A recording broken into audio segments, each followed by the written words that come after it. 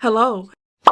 This whole video was brought to you by Bree over at the Lock Booktician. She kind of texted me and was like, we should do a video collab together, and I was super stoked about it. And she had this idea where we were going to explore the backlist of a thriller author. And so we both settled on Frieda McFadden, I think that's how you pronounce her name, who has a rather extensive backlist, one that I was not prepared for. And so what me and Bree are doing is we're gonna put all of her backlisted books on like a randomizer, and we're drawing 3 books each to read in this vlog. I actually don't know if me and Bree will end up with the same 3 books. That is highly unlikely, but I expect that there might be an overlap. But who knows? This author has enough backlisted books. I am pulling up the spin wheel. I have put all of her titles on this randomizing wheel on my phone, and we're gonna spin for our first read. Very nervous.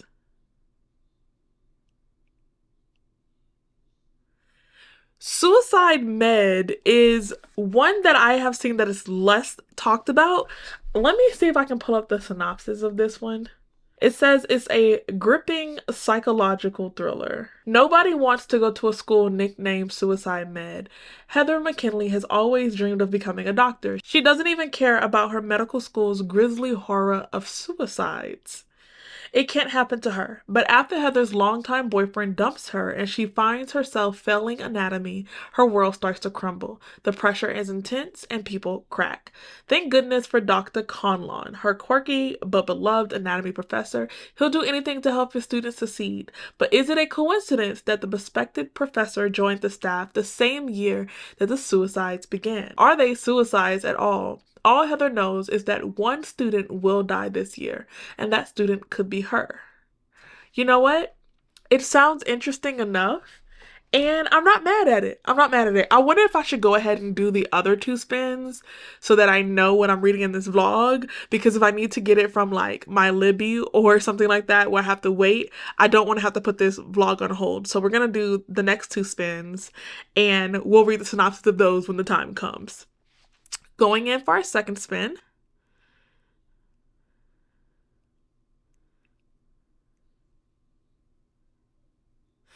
I got The Housemaid's Secret, which is actually a sequel to The Housemaid.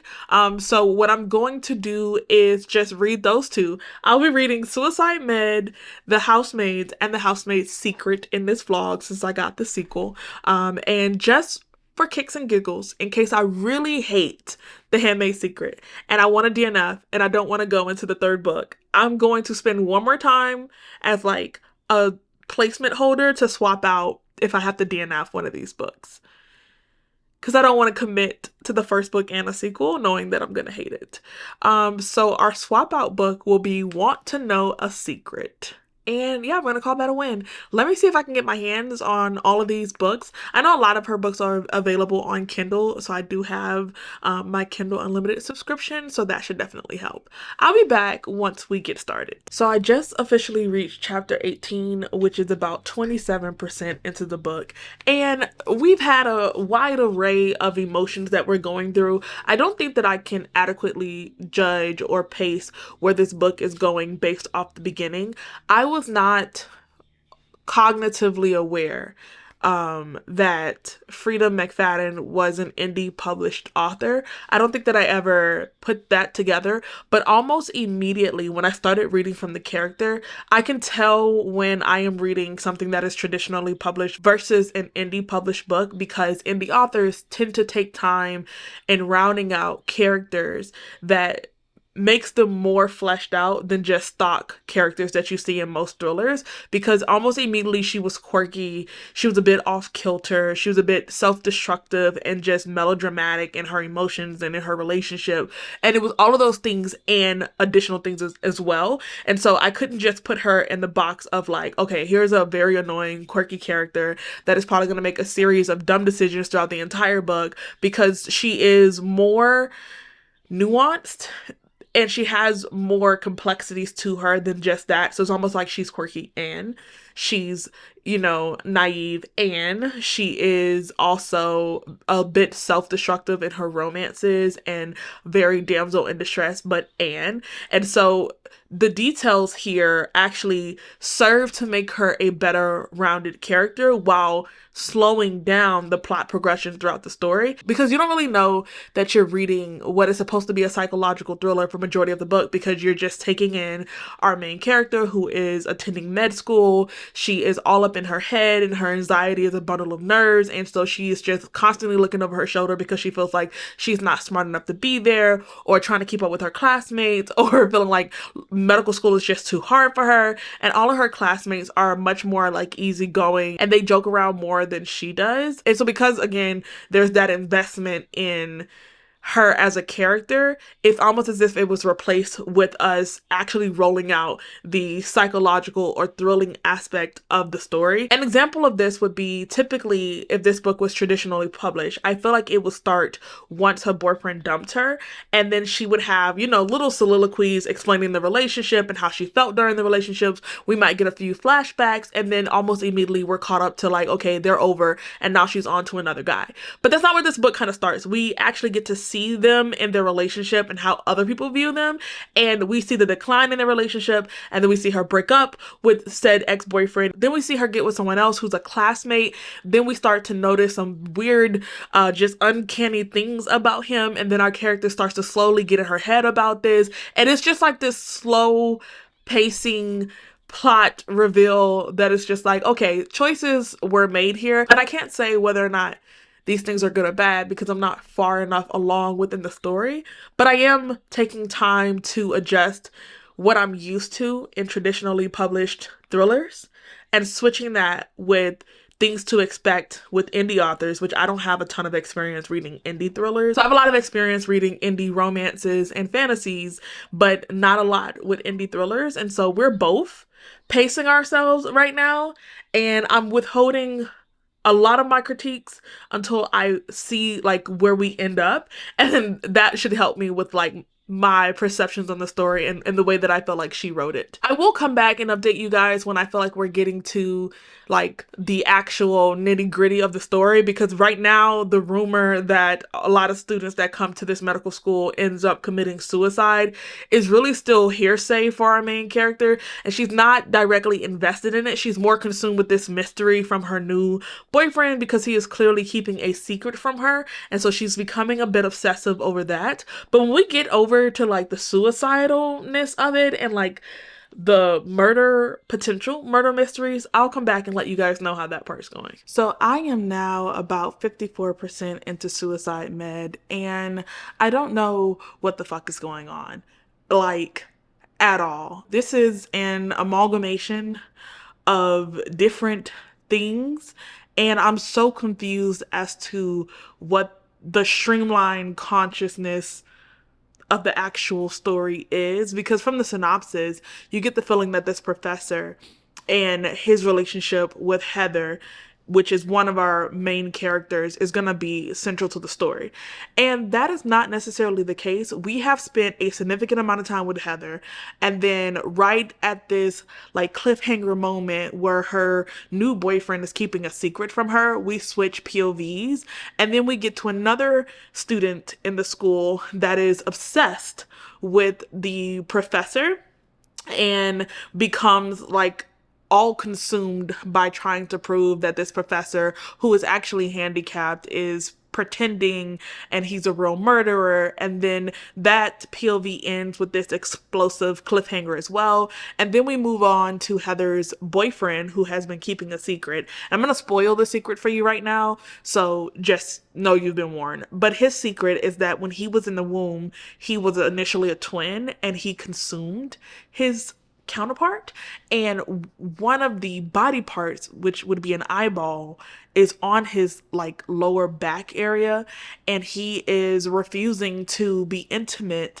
or be vulnerable and naked in front of anybody else because he's afraid of how they're going to judge this eye that he has. And then he goes to a bunch of doctors to get the eye looked at, and they're like, oh, the eye has thought and emotions and feelings of itself, and that it is this like living, breathing parasite extension of the twin that he absorbed in the womb. It's very fucking weird. So the doctors basically tell him that they're not willing to help him by removing the eye or disconnecting it, whatever. And so he does some underhanded things to get the eye removed.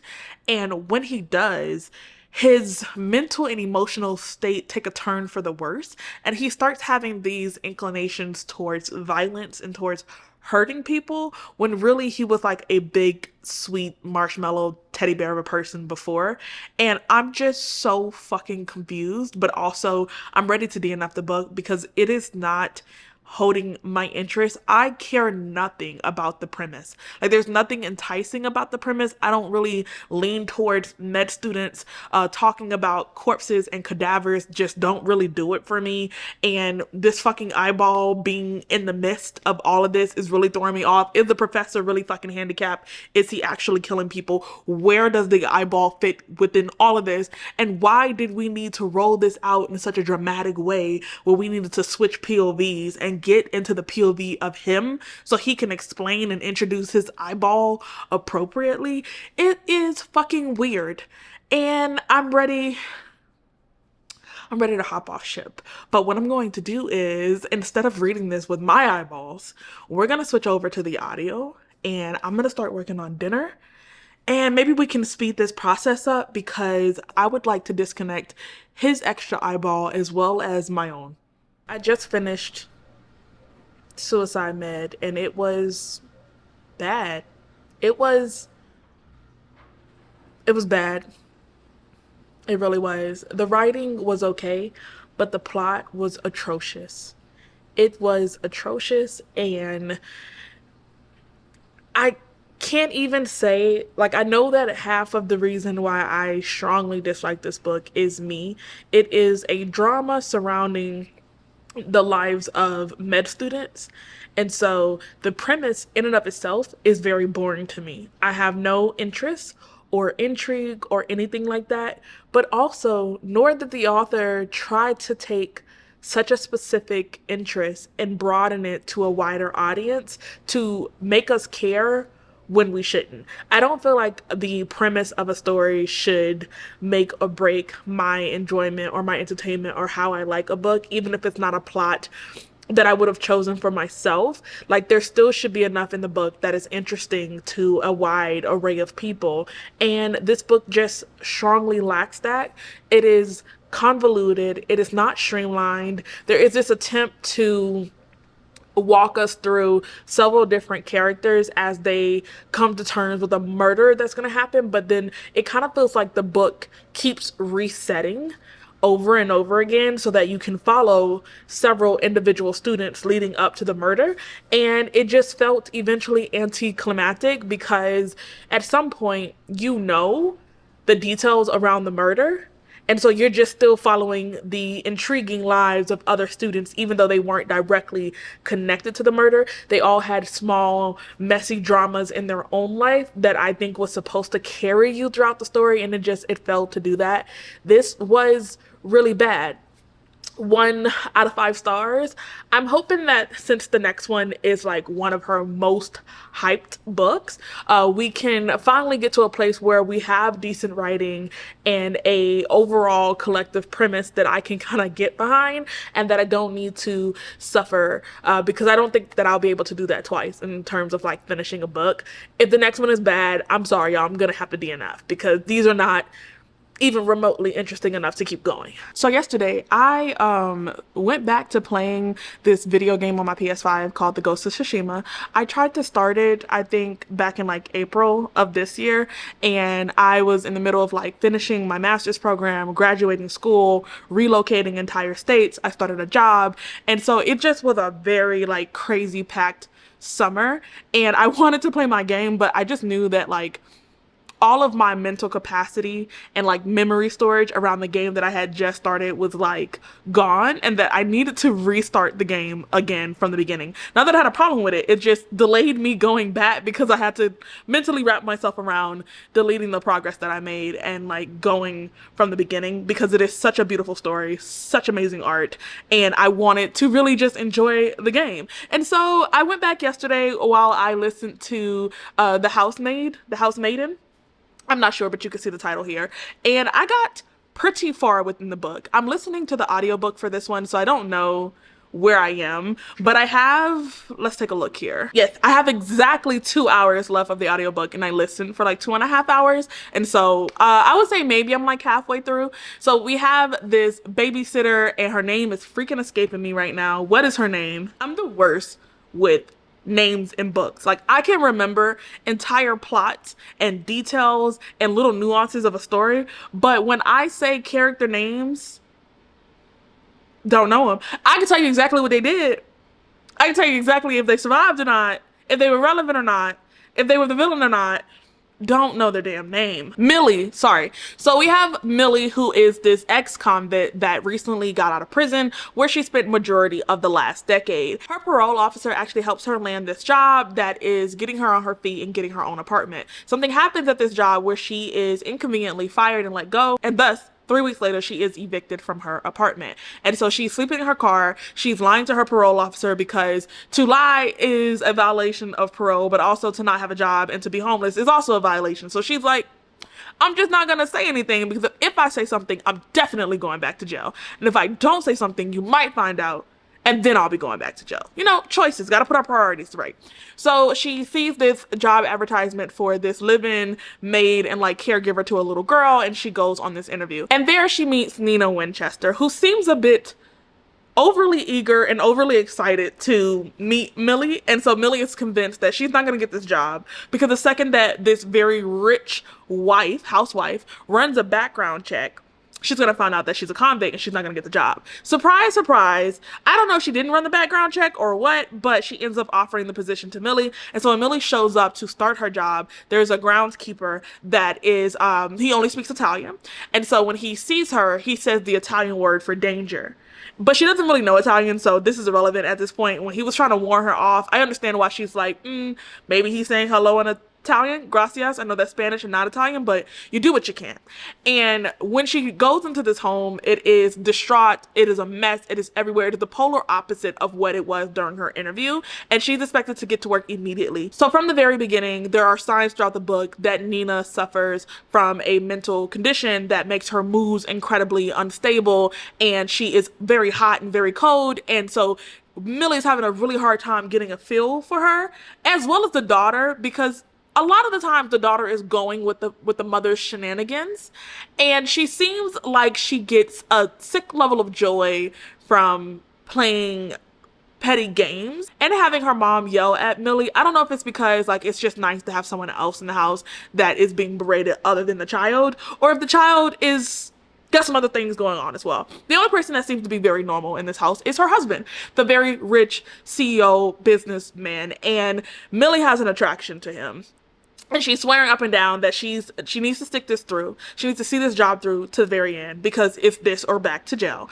And she doesn't know how she landed this job, but she's going to make it work. Despite the fact that her boss has very capricious mood swings, and she is almost always on the chopping block, like every day. The husband is very nice to her, and she's nice to him, but she's trying to keep her distance. But Nina is also very possessive and jealous and insecure in a lot of ways. And everyone in the neighborhood kind of knows that like she's in the, and I say this very loosely, like cuckoo house. And so they're like dropping hints that like they know that she's kind of suffering in there. And I'm not going to lie to you, the writing is exactly the same. Like, I could tell that this is the same author. The investment in character development and minutia details into the characters' lives and the drama, all of that feels like what I read in Suicide Med. However, what is different here is the premise. And this premise works for me. This premise is interesting. I can get behind this. Those suicide medical students with the eye on his back, Don't know what the fuck that was. I'm having a much better experience in this. Now, it could just be because I was literally focusing on getting back to my last point of progress in the Ghost of Tsushima, but honey, I was paying attention to this book. I'm not gonna lie to you, I'm very invested. This book reads very similar to Hidden Pictures, which is also about a caretaker caring for a child of a very rich family that had some deep, ominous, disturbing things going on beneath the surface, and they are investigating throughout. It's fairly similar, so I would say, like, I'm only halfway through, so don't take this, like, take this recommendation with a grain of salt. But if you liked Hidden Pictures, I do think that you would enjoy this one because it's just different enough to not be a copycat, but also within the same niche of, if you like this, try this, because it's gonna give you the same feels and the same vibes. I don't have any, like, thoughts around what's going to happen. In the beginning of the book, you know that there is a murder, and so we are essentially back in past tense right now, and that's okay. Am I, like, so invested that I'm hypothesizing different theories and looking for fucking clues? And no, I'm not. I'm not. It is an easy read. It's an easy listen. It is just enticing enough to not let your brain wander to different subjects and you like are like, what the hell did I even just listen to, because you're not paying attention. It's enough to keep you invested, but no additional thoughts are required. And this is my vibe. I like this. If we can get more books like this, I would read her entire backlist. But I'm going back to Ghost of Tsushima, and I'm gonna finish this book. 2 hours, and I'll let you guys know how it went. Good morning. Yesterday I finished The Housemaid, and I'm giving it settle on 4 stars.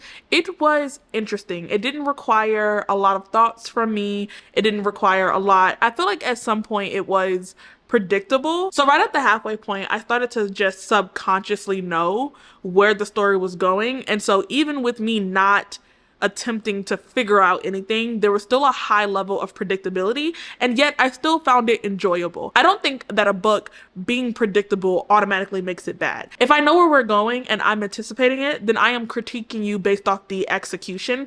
And I typically dock points if I feel like you were trying to not make it so obvious and then utterly failed. I don't feel like there was an attempt to really betray the readers or lead them down one path and then do the aha gotcha, it's not this, it's actually that kind of thing. And so that didn't really bother me. I still thought that the execution was done fairly well and that it was like enjoyable. It didn't take much to read it. So now we're heading into the sequel, which I don't know if I want to read more of the same story. Like, if this was a one-time thing, then that would just be great. But I don't know if Frieda has it in her bag to keep going down this storyline and to keep basically refreshing dead plot lines to make it go on. I don't know how many books are supposed to be in this series, but I am nervous about going into the sequel because is it just going to be more of the same thing? And if it is, are we just doing a cash grab with this sequel? Like, is a sequel really needed, or is this like a fan service? And from where I stand right now, I kind of feel like it's a fan service. Like, this is a very, very popular book.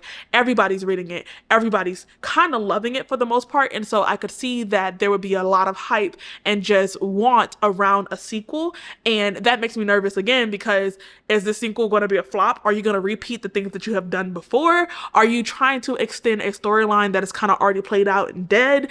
These are my thoughts as we start book 2. I don't have the audiobook for the sequel, so just whenever I get around to picking up my Kindle, I'll let you guys know how The Housemaid's Secret is going. I just reached a little over halfway in The Handmaid's Secret, and it's going for the most part okay. Again, the writing feels comforting in the way that this is now the 3rd book that I've read from this author, and the writing is consistent. And once again, the issue here for me is mostly the premise. So this book takes place a couple of years past the events in the 1st book, and you learn that Millie has spent her time kind of doing the same things that she did in the 1st book, which is liberating individuals who are stuck within the confines of the law by operating on the outside of the law. That's the most ambiguous way I can put it to explain it, but not spoil the plot of that book. And she has decided that basically operating outside of the law to save individuals is not the way that she wants to live the rest of her life. And so she is now dating someone new. She's in school to be a social worker because she genuinely wants to help people and alleviate them of their crisis situations, but legally doing so. She is still very much struggling financially, which I am having a hard time coming to terms with, because you keep working for such well-to-do families, such rich families, and you keep mentioning that the salaries are so well. And I understand that you live, in upstate New York area, and so like it's very expensive, but also you're saying that they're paying very well, and I'm assuming that you're comparing it to the market that you're in. And so I don't understand how she is forever and always less than one paycheck away from being utterly homeless. It made sense in the first book, because she had just got out of prison, but now her prison record is behind her. She's no longer on parole. She has been working, or been a working individual for a long time. So it's really giving financial struggles, financial irresponsibility, but we don't need to deep dive into that. So once again, she loses her job where she was working for this rich lady, and her daughter that she used to babysit all the time starts calling her mommy, and the mom takes offense to that and fires her. So she puts up an ad in a like online advertisement to look for employment. She ends up getting a phone call from this very weird family where the husband is hiring for help around the house, except the house is not dirty at all. But he's saying that they need help because his wife is extremely sick and under the weather, and she's forever locked in her room whenever Millie comes over to clean. And so Millie's getting very suspicious around that. So basically, she is trying her hardest not to resort to her old methods. However, she feels uneasy and uncomfortable about the situation that she is surrounded by and the family that she currently works for. And so old habits prove very hard to break. And this one, I feel like, was kind of written within a box because it is incredibly predictable, because there's only so many ways that you could continue the story. And so if you have read the first book and you understand the way that Frieda writes her plots and her stories, and you see or you feel the parameters, the four walls around this plot, then there is only one way that we can move to make it linear. And so it feels dull. And I need a bit of revitalization to the plot right now, because the good thing right now is that this is a book written by an author that I've enjoyed before, continuing a story that I've enjoyed before.